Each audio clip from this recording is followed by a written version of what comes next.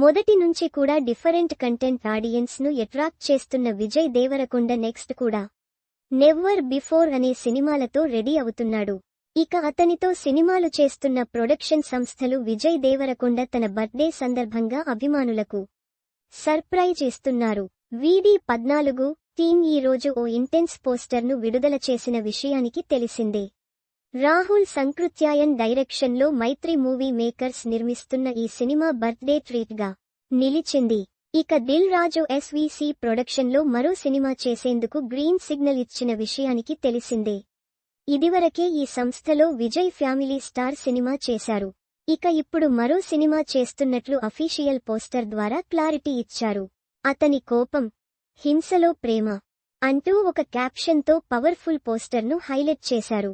అతని powerful body చిస్తుంటే rough క్యారెక్టర్తో మరో surprise ఇవ్వనున్నట్లు అర్థమవుతుంది.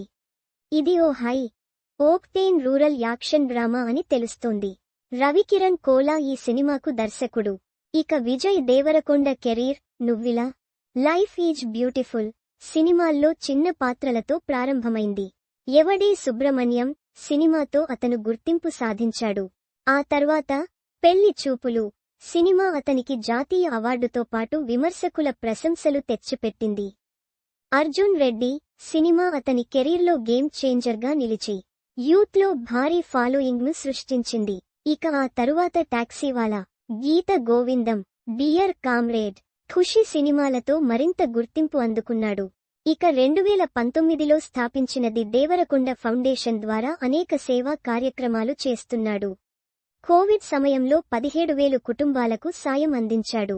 ఖుషి సక్సెస్ తర్వాత 100 కుటుంబాలకు ఆర్థిక సహాయం చేశాడు. ప్రతి ఏడాది విజయ్ దేవరసాంటా కార్యక్రమం ద్వారా కూడా అభిమానులను సర్ప్రైజ్ చేస్తాడు.